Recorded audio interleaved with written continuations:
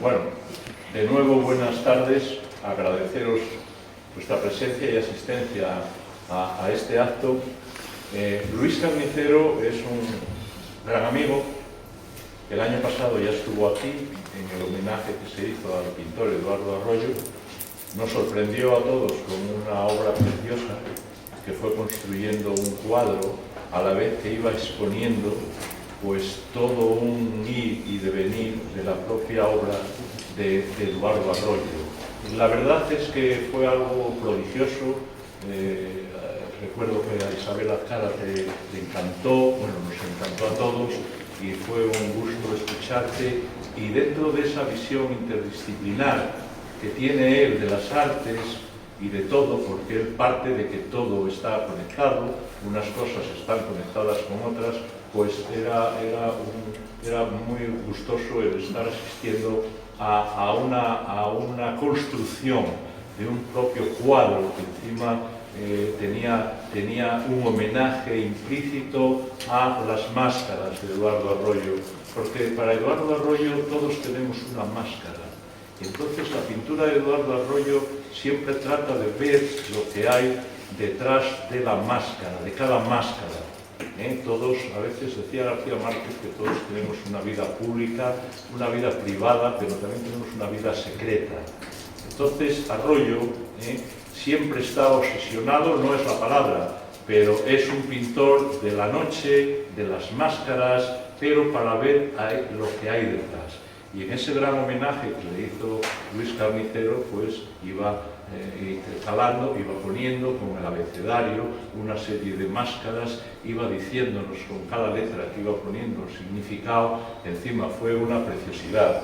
Él es arquitecto, es historiador, es poeta, es actor, es escultor, es un mecenas, es un amante sobre todo de su tierra, porque pone voz al mundo rural, sobre todo es un enamorado de la provincia de León. Él se define muchas veces como esa piedra, como ese canto rodado que va rodando y va hablando. Conoce como nadie la cultura de León y ha publicado libros que no os voy a mencionar: Villas para Laura, alguno, Encarnada Luz, Morando el Cristal. Ha participado, por ejemplo, en el 18 Congreso de los Poetas Iberoamericanos en Salamanca.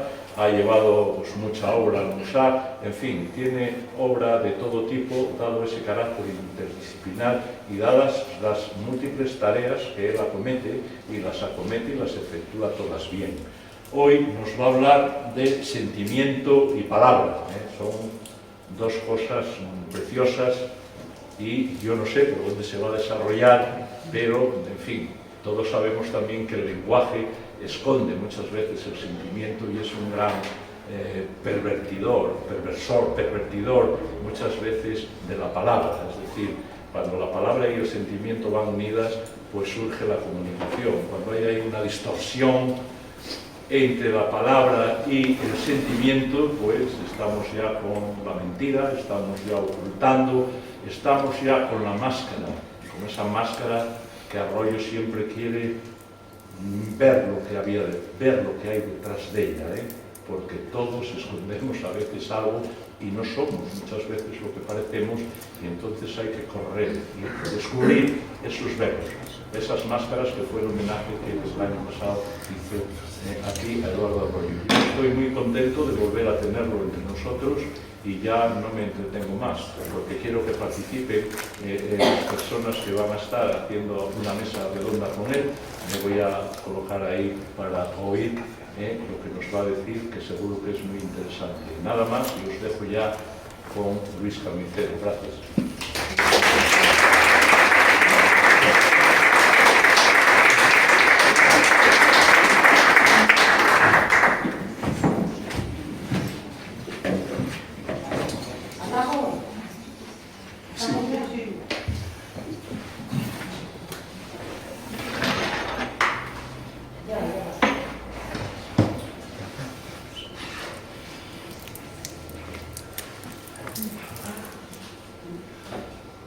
Lo malo es que os veo poco. Es más interesante que yo os vea a vosotros que vosotros a mí. aquí. Ahí mejor. Me ha hecho gracia en la presentación de Pedro que dice: no sé lo que nos va a decir, a lo mejor yo tampoco. Me encanta esa frase de Unamuno: hay que sembrar en los hombres gérmenes de duda. Hay que vivir de la duda, hay que estar constantemente dudando. Yo lo hago. Cuando se me invitó a esta charla, que en principio debería llamarse la poesía y las artes, de pronto sentí dentro de mí que tendría que ir como a un estadio anterior. Es el estadio en el que surge por encima de todo el sentimiento, que acaso sea la cuarta dimensión, después del espacio, después del tiempo, después de la emoción, el sentimiento. Me gusta hablar de la contemplación, de contemplar, luego lo veréis. La palabra contemplar es cum, de compañía, templar, de templo. Contemplar desde el templo, contemplar el cielo, contemplar los cielos. Tantas veces he hablado de la superposición de las artes, sobre todo en mis clases de la Escuela de Arquitectura de Madrid, y ahora cada vez lo tengo más claro. Todas tienen que ver con ese principio de la ilusión, que es el principio del universo, el Génesis. Me gusta hablar de lo sagrado, no de lo religioso. Ese momento primero de la creación que depende de cómo se vea, tanto desde el campo de los semitas o desde el campo de Israel. Son dos visiones, una desde la mitología y otra desde la creencia. A mí me gusta hablar de ambas porque me gusta la unión. Me gusta la unión de las religiones. Hace poco hemos estado en Turquía y contemplando ese hombre en horizontal frente al hombre en vertical que también he vivido en el muro de Jerusalén. Me gusta la unión. Y ahora, ese momento de la creación del Génesis, hay una frase que se cita poco y que es valiosísima. Crea, Dios crea mediante el hágase, y de pronto dice: y vio Dios que era bueno. Es la base fundamental del Creador, el ver que lo que se está haciendo es bueno, es la ilusión por la creación. Hágase.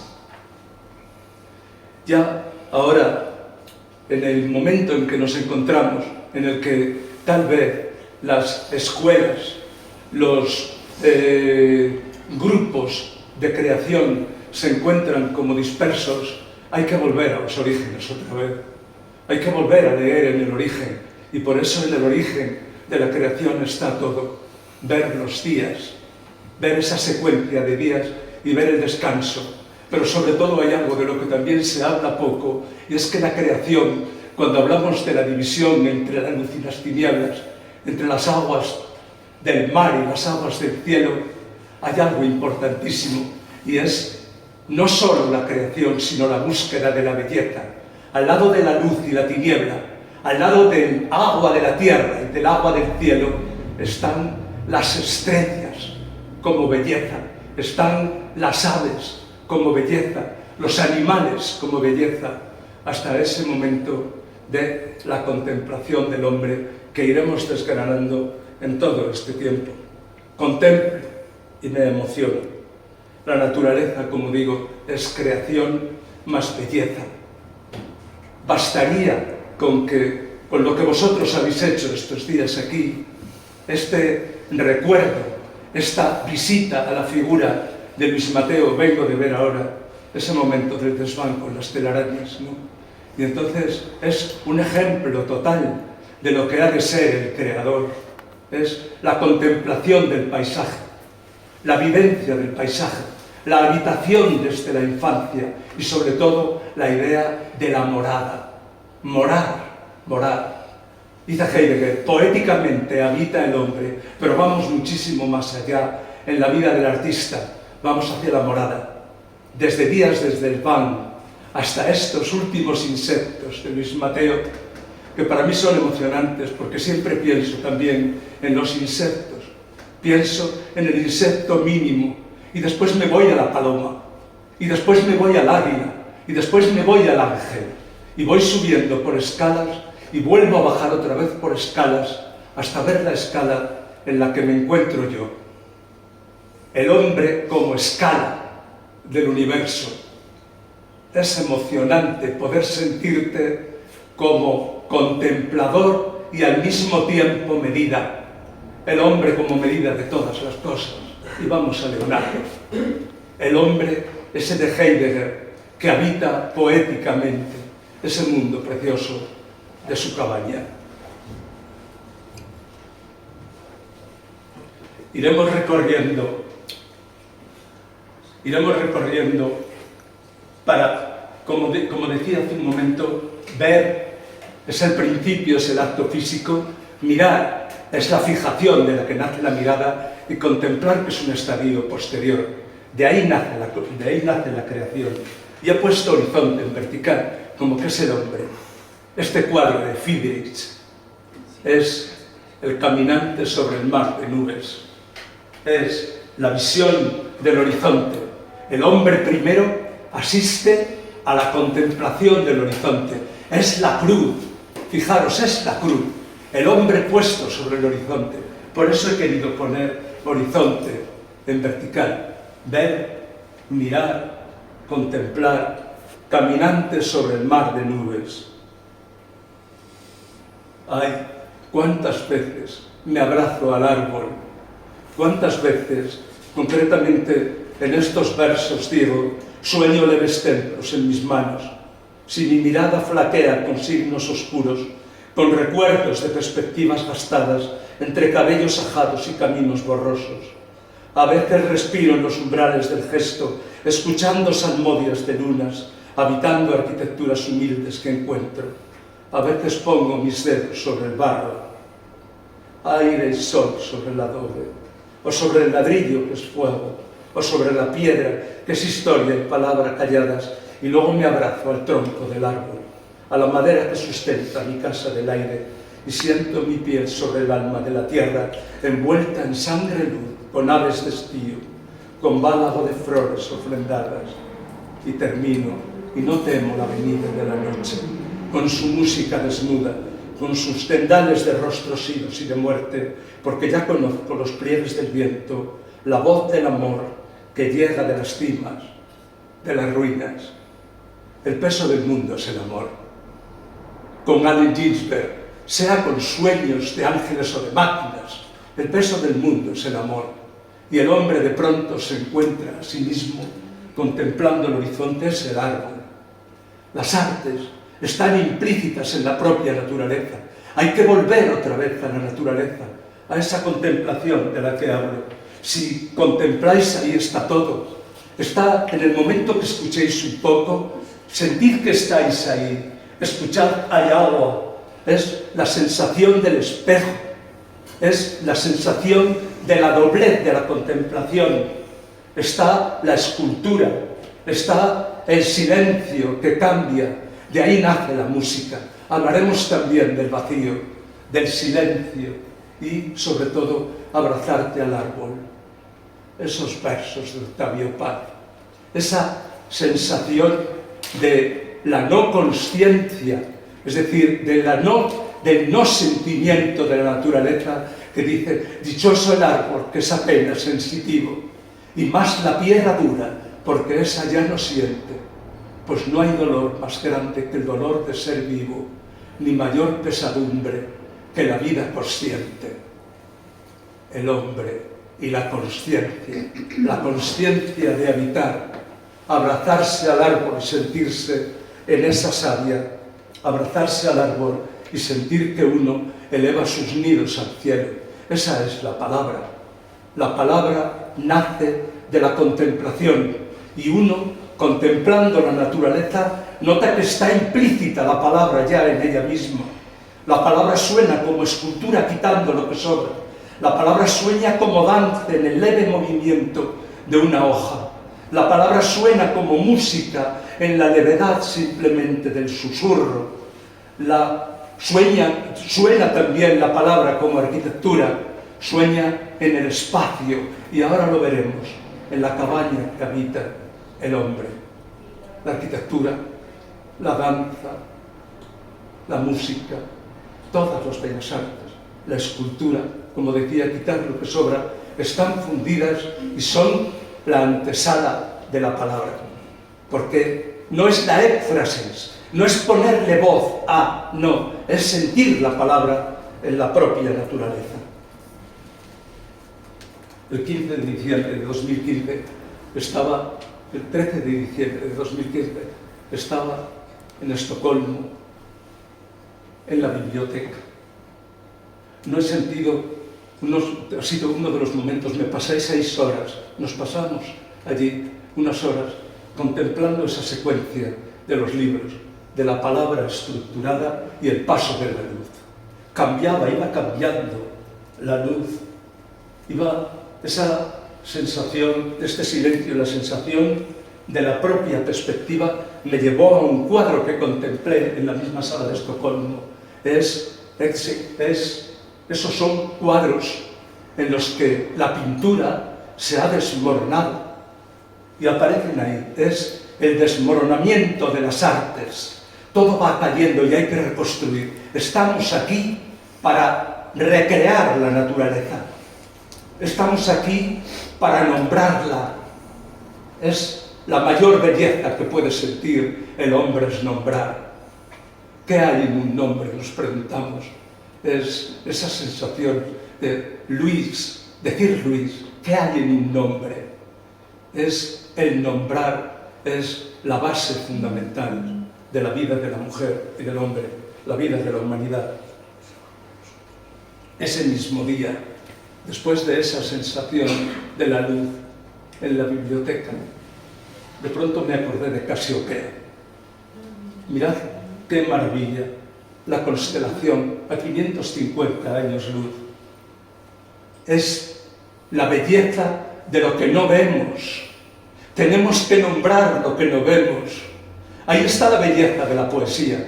No está en nombrar lo que se está viendo, sino nombrar lo que no se ve. Es ir más allá. Siempre la palabra es la palabra, esa idea machadiana, la palabra nueva y sobre todo la palabra que está estructurada como la música en base a una nota, en base a un silencio, a una armonía. Y igual que a la música no se le puede quitar una nota, al poema, si es poema, no se le puede quitar ni una sola palabra. No se puede quitar nada. Casiopea, la sensación de la contemplación. Y aquel mismo día también, este cuadro de Strindberg, la ciudad. Mirad qué maravilla, ¿no? Cuando la visión de esa horizontalidad, la visión de todo el conjunto de la naturaleza aparece junto al lugar que habitamos. Y esos versos impresionantes de Borges. Y ahora la ciudad es como un plano de mis humillaciones y fracasos. Desde esa puerta he visto los ocasos y ante ese mármol he aguardado en vano. Aquí el incierto ayer y el hoy distinto me han deparado los comunes casos de toda suerte humana. Aquí mis pasos urden su incalculable laberinto.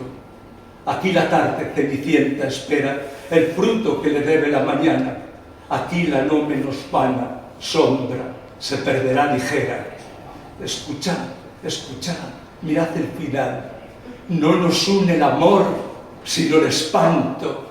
Será por eso que la quiero tanto.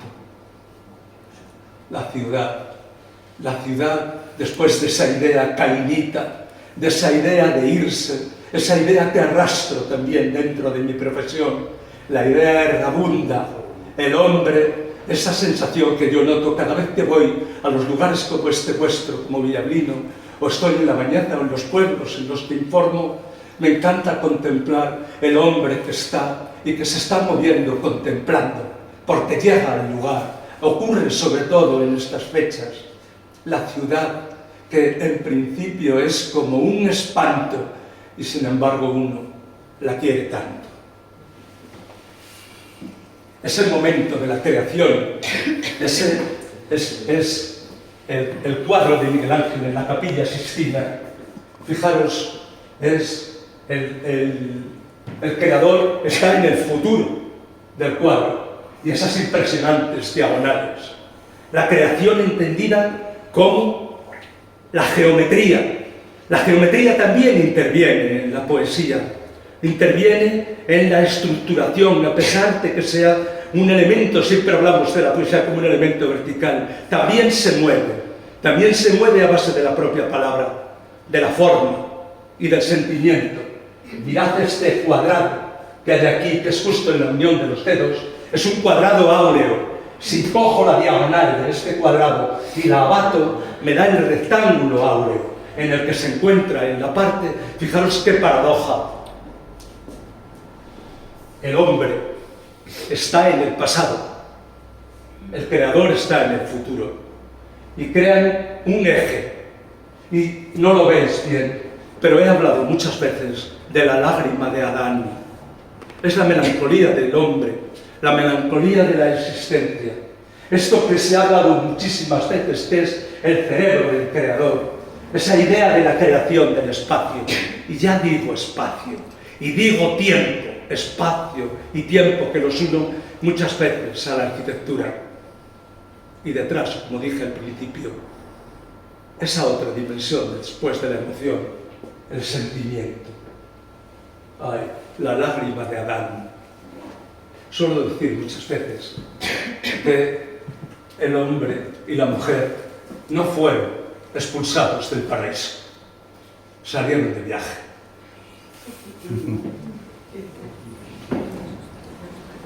Después de esa idea del hombre, es el hombre con la lágrima, esa lágrima de Adán, viene los versos de Alexandre, ¿no? Esa idea de todo pasa, esa idea del fluir, esa idea de que uno siente, sobre todo en la etapa de la adolescencia, es el momento de la fijación, de la contemplación y la fijación de la mirada. Este cuadro es notable. Dédalo e Ícaro. Ver lo que significa el arte que habla. Es Dédalo, que es el artesano, es el creador del arte en el oficio, ¿no? Dédalo e Ícaro que quiere volar, ¿no? Entonces, esa caída del hombre, esa caída constante del hombre, es, fijaros qué maravilla, las alas perdidas, ¿no? Esas alas perdidas son las alas del hombre, las alas del ángel. Me invitaron a dar una charla a los niños de primera comunión y, en realidad, ¿cómo se dirige uno a los niños? A veces se hacen salvajadas con ellos, se les enseña el Nuevo Testamento, ¿no? Entonces hice con un papelito que llevaba un avión, hice un avión, ¿no? Y solamente la dirección, entender el volar, la idea del ave. El hombre está constantemente en ese paso de la tierra al cielo. Este cuadro de Bruegel, este cuadro en el que también está el artesanal, también está, digamos, la visión del lugar. Y aquí, mirad donde casi no se nota, ahí se ha caído Ícaro. Ahí está también Ícaro. Siento profundamente esa imagen de la caída. La imagen de la caída es brutal para el entendimiento de la palabra, para recitarla, para componerla, para habitarla, para morarla, para crearla. Es constante sentir que uno cae y se levanta, desde la soledad muchas veces, pero siempre unido de la misma manera a toda la creación. Y lo mismo utiliza la palabra cercana a la escultura, que a la pintura, que a la danza, que a la música, que a la arquitectura. La utiliza, pero siempre la palabra como un elemento fundamental. El Evangelio de San Juan. En el principio era la palabra. Yo a veces lo cambio y digo, en el principio era la fábula.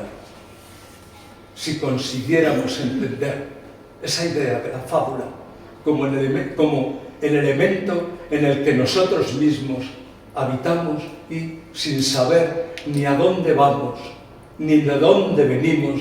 Sin embargo, la mayor belleza de la poesía cercana a la fábula es crear ese intermedio. Da igual, da igual.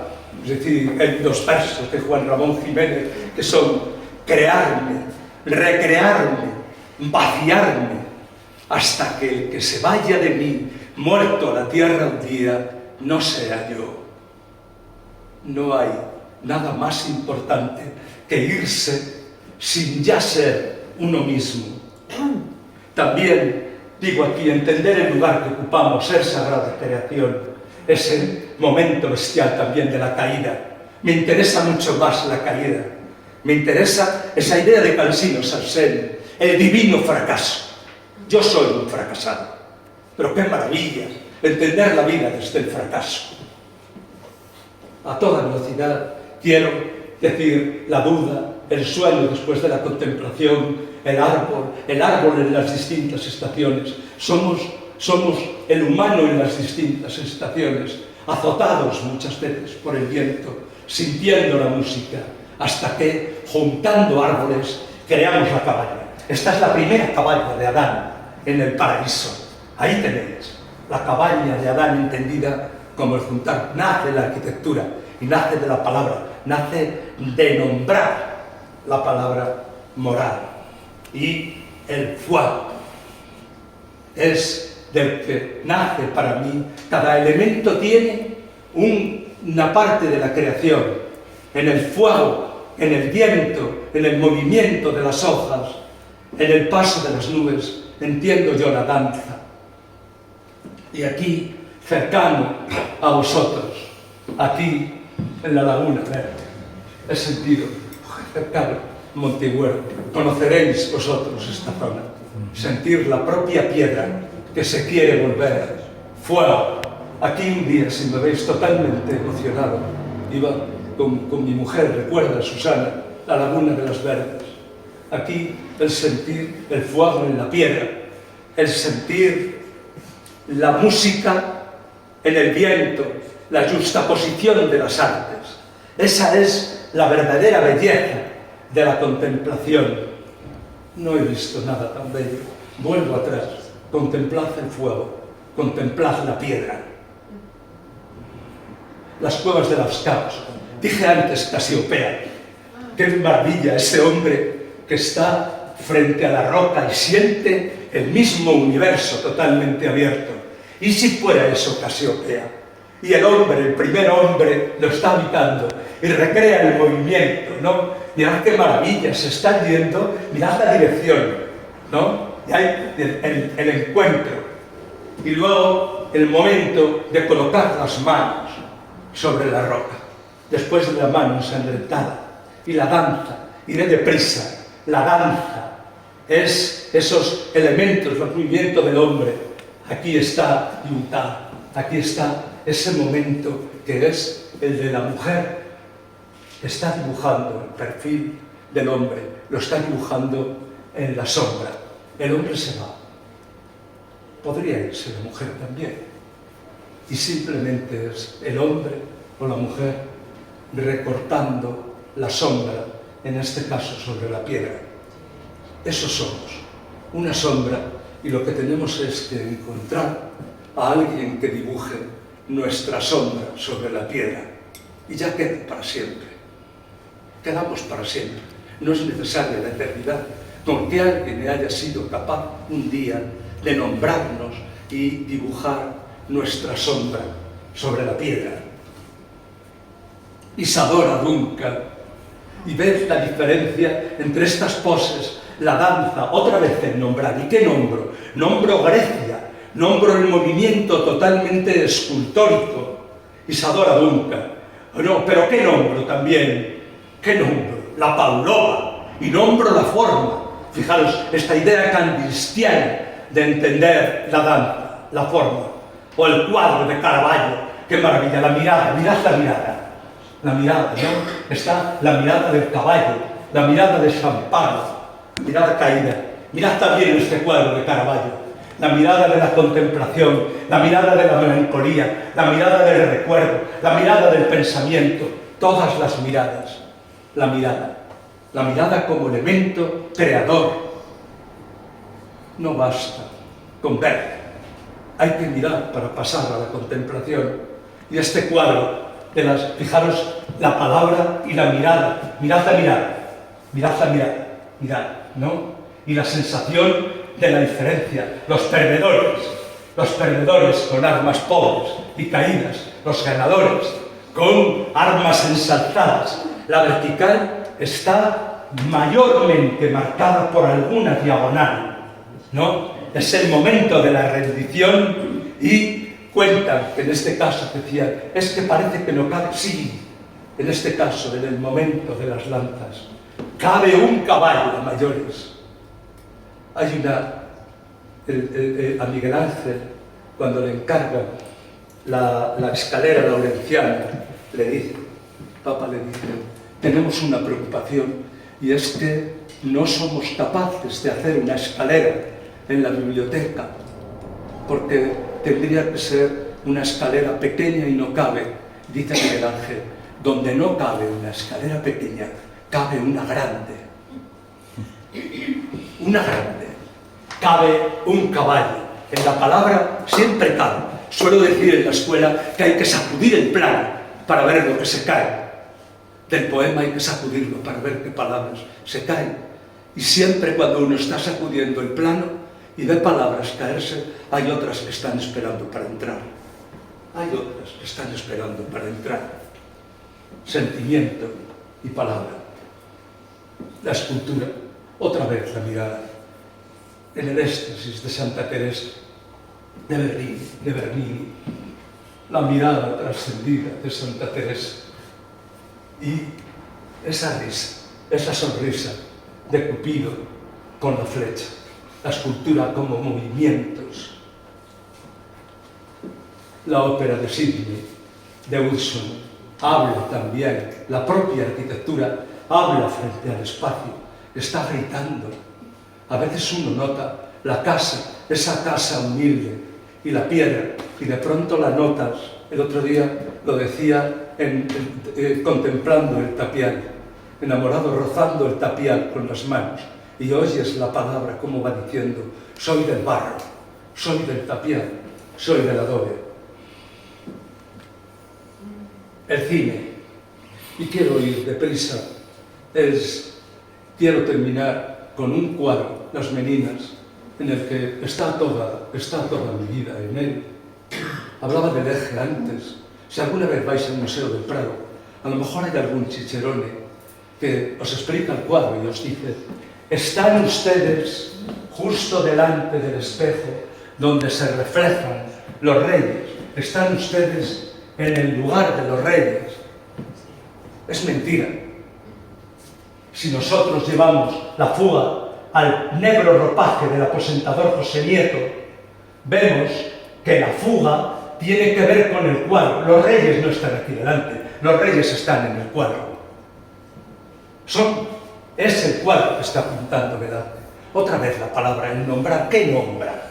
Está nombrando esa idea de el eje de, en este caso, la infanta Margarita. Y mirad qué maravilla, mirad. Y si yo, dentro del cuadro, quito a Velázquez, y si quito al aposentador José Nieto, y si quito a los dos guardadamas, y si quito también a la cuidadora, y si quito a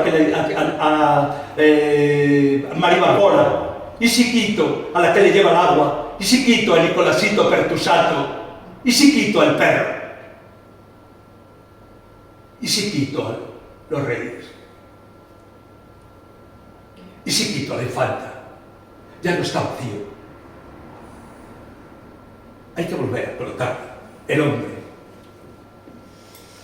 La tierra es así, que la tierra vacía, no, es la medida, la palabra aparece justo en el instante que aparece el vacío. Y el vacío no es lo vacío. El vacío es el cántaro que está lleno y uno lo contempla desde fuera y ve el cántaro Ese es el vacío, lo que está dentro del cántaro. Aquí el vacío es la propia infanta. Puedo volver otra vez a colocar a Velázquez, pero no es el eje.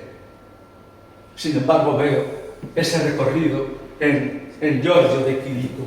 Veo esa niña que va a la espera de la sombra, que va recorriendo la calle, y lo nombro, estoy sintiendo el momento antes. Me puedo tumbar ante la naturaleza e ir sintiendo la palabra, me las está diciendo. La copia, copiar la naturaleza no es válido. La copia solamente es buena copia si va seguida de asesinato. Hay que recrear la naturaleza. El blanco sobre blanco de Malevich. Estamos continuamente haciendo. Eso que ha sido un momento brutal para Jorge Oteiza. Lo notáis desde ahí, el cuadro blanco sobre el blanco. Es emocionante la idea del blanco. Cuando uno está en un lugar, lo hago muchas veces, lo he hecho muchas veces en la escuela. ¿Qué color es este? Blanco. Pues hay otro blanco, y otro blanco detrás. Siempre hay otro blanco. Es decir, siempre hay una secuencia. Y todas esas secuencias de la creación, al final, la forma, el tiempo, la mirada, están en este cuadro de Alberto Durero, que es el poliedro de la melancolía, melancolía alada, melancolía 2. Esta es la sensación del hombre. Mirad, aquí están esos objetos artesanales, la barlopa, está la rueda, está un compás, está una balanza, está un reloj de arena, una campana, están esos elementos y está la melancolía alada. Volvemos otra vez al insecto, a la idea del vuelo, y está el cuadrado que ha sido cortado, este poliedro ha sido cortado con el triángulo, cortado para sentir el número 7, la creación. Todos los números que aparecen en aquel cuadrado mágico. Mirad el murciélago, mirad, está pasando un cometa, también hay un perro, y ella con el compás en la mano, la melancolía, el ángel y la escalera en la ascensión, al final terminan en este cuadrado mágico que lo sumemos, por donde lo sumemos da 34, 16 y 3, 19 y 2, 21 y 13, 34. En el centro también, 11, 21, 27, 34. ¡Qué maravilla!, ¿no? 15, 19 y 10, 29 y 4, 33 y 1, 34, 13 y 8, 21 y 12, 33 y 1, 34. Y aquí concretamente está el año en el que pintó Durero. ¡Qué maravilla! El poema tiene que dejar siempre un rastro del creador. Esa magia que hablábamos antes de la geometría, esa magia que viene detrás del sentimiento. La palabra y el sentimiento están totalmente unidos en esa magia que a veces uno nota en la calle por la niebla, a veces cuando va caminando y de pronto te ves totalmente como perdido, como borroso. La palabra. Es curioso, estaba antes con Pablo Andrés Escapa y de pronto citamos Piedrahíta, eso que llama Jung sincronicidad. Hay un escritor que es José Somoza, del que he hablado, que vivió en Piedrahíta, que pide enterrarse en lugar de su casa, y quería terminar esta pequeña charla recitándose este poema para que veáis lo que está ocurriendo con la palabra. No dejéis que se pierda, por favor. Todas estas palabras están en el diccionario. Escuchadlas, mirad qué maravilla, y se nos van. Se nos van porque se nos van los sentimientos. Eres saga parancera, y dejan entelheridos tus ojos para misleros los pájaros en los nidos. Ni del burdo dañador es tan ingrato el trabajo cuando en calina bracean con obrajero al destajo. Pues los que orzando marean de tu inconstancia en el mar, cual chusma agúmen asidos, no dan tregua al salomar. Repartes matreramente el perfunctorio rigor y en tu nefaria onomancia muérense maxios de amor. Ay, que no se pierda la palabra, este estigma de sentir las artes para perfeccionar el universo y la palabra para nombrarlo. Muchas gracias.